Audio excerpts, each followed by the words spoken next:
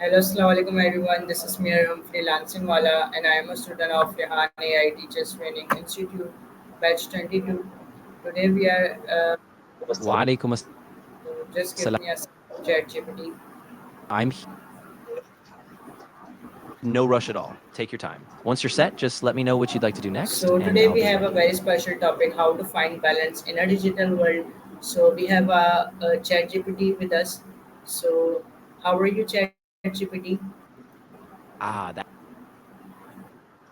I'm doing great. Thanks for asking. And I'm really excited about this topic. It's super relevant these days. So whenever All you're right. ready, I can jump in and So share I some am ideas or asking you a few insights on questions balancing regarding digital. this topic. Okay. Absolutely. Feel free to ask me anything. I'm ready to help, and we can dive into whatever aspects of balance in the digital world you're curious about. So my first question is, what is the first app I open when I wake up, and how does it make feel? That's a really good question. I think a lot of people have a routine like this. So for me, I'd say it's often a news or social media app. And sometimes it's a bit of a mixed bag. It can be energizing to catch up, but also a bit draining if it's too much. What about you? What's your first app and how do you feel after using it? And when was the last time I went a full 24 hours without digital devices? Oof, that's a tough one. I think for most people, it's been a while, probably during a vacation or a really intentional detox. For me, it might have been years ago, maybe when I was on a camping trip. What about you? Do you remember the last time you truly unplugged? All right. And how does my mood change after 30 minutes of scrolling on social media?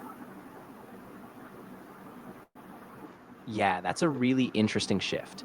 For a lot of people, after about 30 minutes of scrolling, there's this subtle dip, like a sense of restlessness or even a bit of anxiety.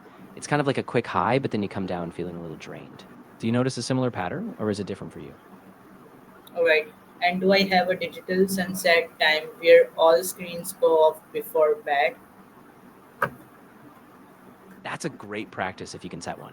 I don't know if you have one established right now, but a lot of people pick a time, maybe an hour or so before bed, and they consciously put devices away. If you don't have one, maybe we could figure out a time that feels right for you. All right. And I am comfortable sitting in silence without reaching for a device. That's really powerful.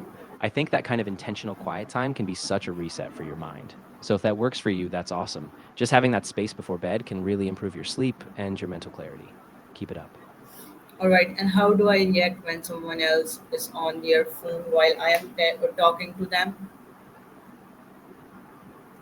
Yeah, that can be really tricky. I think the key is to set a clear boundary. Maybe you can let them know ahead of time that you need their full attention, or you can set your phone on silent or do not disturb mode. It might take some practice, but once you get used to it, it really helps keep the focus on that real conversation. All right, and could I replace one digital hobby with a physical one? Absolutely. And that's a great idea if you're feeling that balance shift. So maybe you could swap scrolling with something like reading a book, going for a walk, or even doing a bit of journaling. It can be really refreshing to get a physical hobby going, especially before bed. Okay, got it. And how does AI help me save time and what I am doing with that save time? Yeah, that's a big one. So AI really helps by automating repetitive tasks, things like organizing your calendar, filtering emails, or even generating quick content. So once you save that time, you can reinvest it in things like deep work, learning a new skill, or just spending time on hobbies and relationships. So it's all about being intentional with that freed up space. All right, and how can I use technology to support my physical health without becoming obsessed with the eye data? That's a great balance to strike. So you can use things like guided meditation apps, habit trackers, or even just gentle reminders to move or breathe. But the key is being mindful, setting boundaries like no screens during meals or having tech free times during the day. That way, tech is a tool, not a chain. All right, and how can I create my social media feed to only include things that inspired me? Yeah, that's a beautiful idea. You can curate your feed by consciously following accounts that share uplifting, educational, or inspiring content. You can also use tools to snooze or mute accounts that don't serve you. And every so often, just give your feed a little refresh. That way, it stays aligned with what lifts you up. All right, and what role does empathy play in how I communicate with people online? Ooh, that's a really important one. I think empathy is crucial online because it humanizes our words. When we take a moment to consider how someone else might feel or interpret what we're saying, we avoid misunderstandings and build trust. So it's really about pausing, being kind, and choosing words that connect. Alright, and I am using digital tools to solve problems or just to stay busy. Ah, good point. So ideally, it's a balance. Digital tools can be super powerful. They help you organize, connect, and problem solve, but they're most effective when they're intentional. So using them as a tool, not a crutch, and staying mindful of when you step away. Alright, and what kind of digital role model I am to the people around me?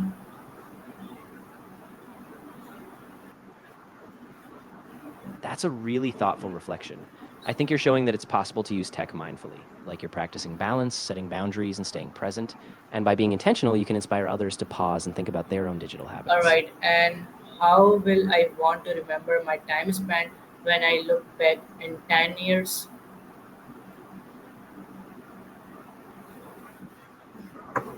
I love that question.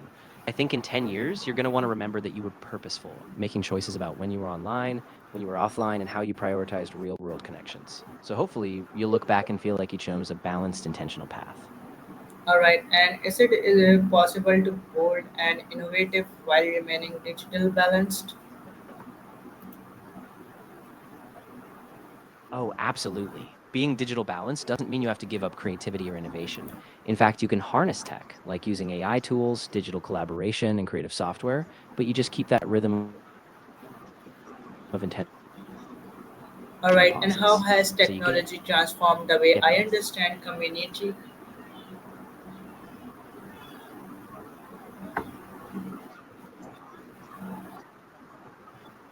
Yeah, that's really powerful.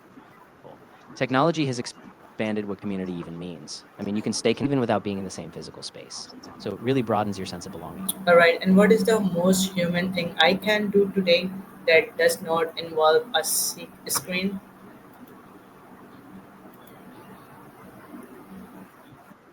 Ooh, I love that question.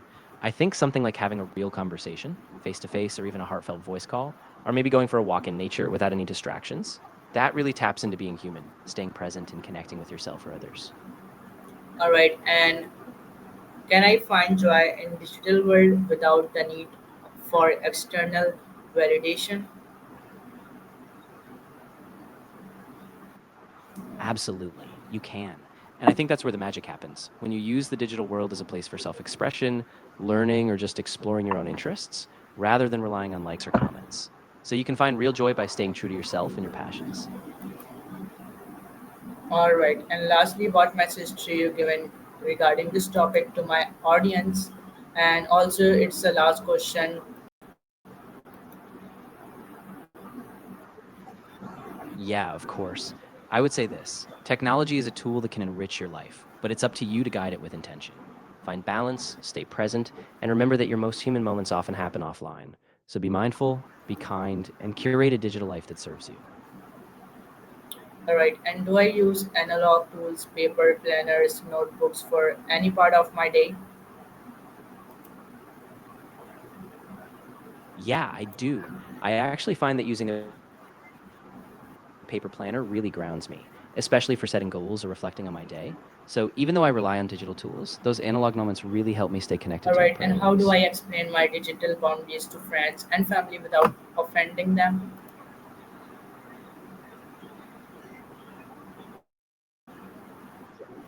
Yeah, that's a delicate balance.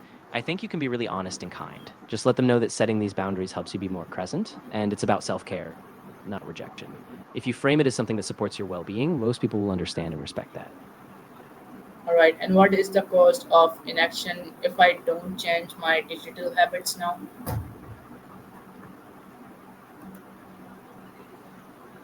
That's a really important thing to reflect on. If you don't make a change, you might end up feeling more drained, more disconnected, and you might lose out on real world relationships or time in nature. So the cost is that subtle, cumulative drain on your well being, productivity, and your joy. Alright, so thank you so much, Chatgpt, for taking my time. And Allah Hafiz. You're very welcome. I'm really glad we could talk about this, and I'm always here if you ever need to revisit it. Alright, so thank you so much everyone. That's all about this topic. मिलते हैं अगली video में नए topic के साथ. अल्लाह हाफ़िज़ everyone.